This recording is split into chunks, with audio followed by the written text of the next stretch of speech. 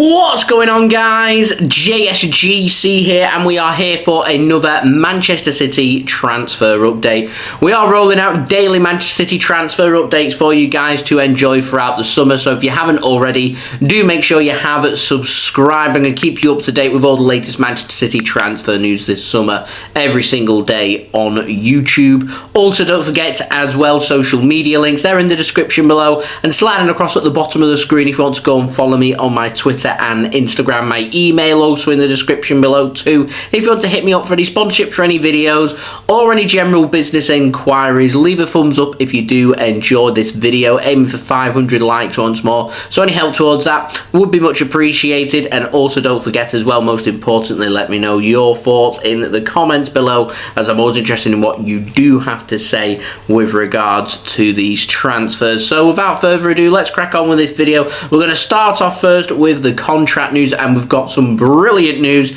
in the form of Rodri. He has signed a 3-year extension at Manchester City. It is going to keep him at City until 2027. He was on contract until 2024, so that was 2 years left on his deal. City ensuring that they're not put in a position like they have this summer with the likes of Gabriel Jesus, Riyad Mahrez and Raheem Sterling securing the signature of Rodri. 3-year extension on top of his current deal, so it is a 5-year contract now for Rodri. That is excellent news. It's fully justified, fully deserved. I'm sure there'll be a nice big pay increase there for Rodri as well. He was described by Manchester City as being the model professional, a player that listens, he's progressed, he's enjoying his time at City, he's enjoying flourishing under Pep Guardiola, and he's now been described as one of the best ball-playing holding midfielders in the world. And there isn't another ball-playing holding midfielder that I would rather have at City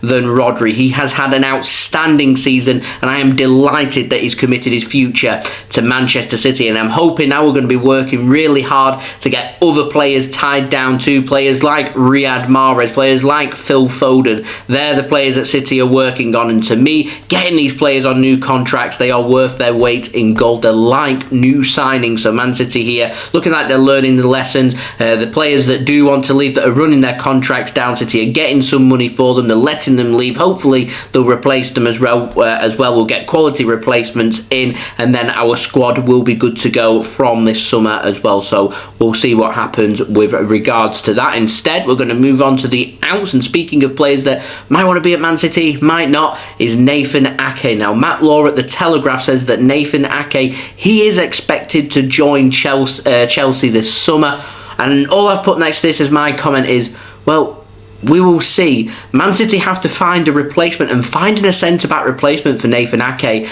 He's a homegrown player. He's a player that's very good with his feet.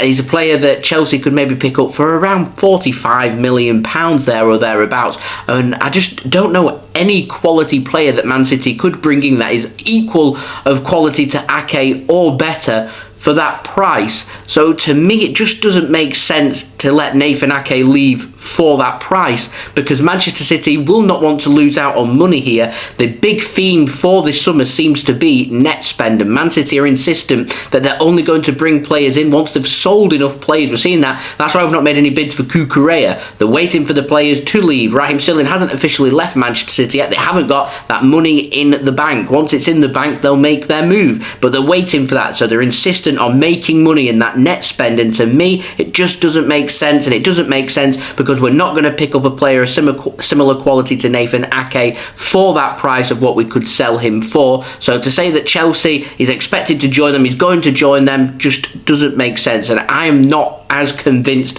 as some of the sources are suggesting, and we'll speak more about Chelsea in just one moment because we do have more developments on that. Instead, we're going to move on to Raheem Sterling, and Matt Law at the Telegraph has also said that Raheem Sterling, he is going to be joining Chelsea. We do already know that. He's flying to Los Angeles today, and he is going to join up with the Chelsea team from tomorrow. He still hasn't formally been announced as a signing by Chelsea as of yet. That could come whilst I'm filming and editing and distributing distributing this video for you guys. It could come within the next 24 hours. I am expecting in the next 24 hours for Raheem Sterling to be announced by Chelsea, and I'm sure Chelsea, they may not want to miss the opportunity here of teasing a couple of videos of him walking through LAX and joining up with the players in America to say, look who we've got here, and get all their announcement stuff sorted. So I'm expecting in the next 24 hours for Raheem Sterling to become a Chelsea player. So for this video, this might be the last ever time that I do post a picture of Raheem Sterling in a Manchester City kit, because once that's official and everything,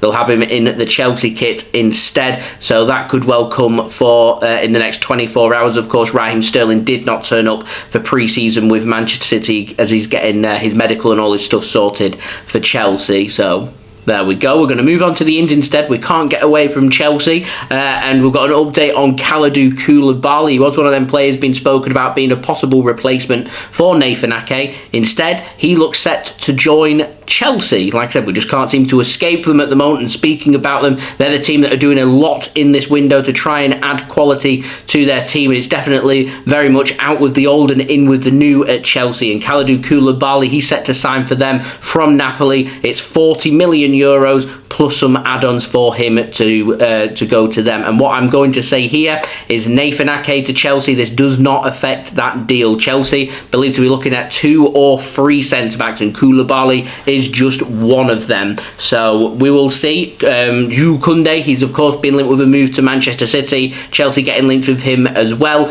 Could be another player that Chelsea or City choose to look at along with Nathan Ake as well. So we'll see what happens with regards to them centre-backs. All I'm saying is I don't think Manchester City are quite finished yet when it comes to outgoings and incomings. And speaking of incomings, moves us nicely onto the final story and an update on Serge Gnabry. Now, it's very interesting, this one. BILD over in Germany say that Man City, they remain keen on signing the Bayern Munich winger. So we're going to see what happens. He's been holding talks with Bayern Munich over a new deal. He wants £200,000 per week for his contract. At the moment, that's stalled. Bayern Munich obviously refusing to pay that. He does only have 1 year left on his contract, so if they're not going to tie him down to a new contract this summer, is a good time for Bayern to sell Gnabry. It's believed they're looking for around £35 million, which could be enough to get this deal done. That is a fee that is less than what Raheem Sterling's going to be joining Chelsea for. Raheem Sterling's homegrown, well, so is Serge Gnabry as well.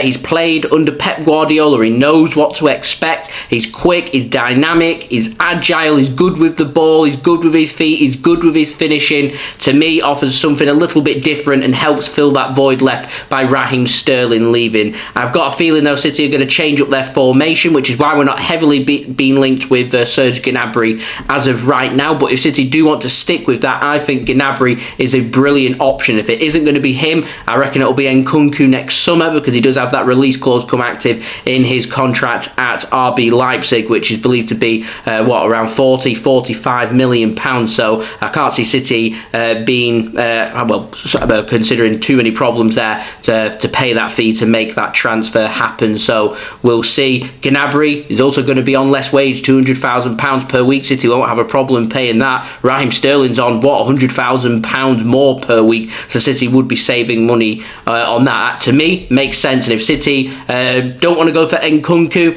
Serge Gnabry ticks all the boxes for me. I hope we make it happen.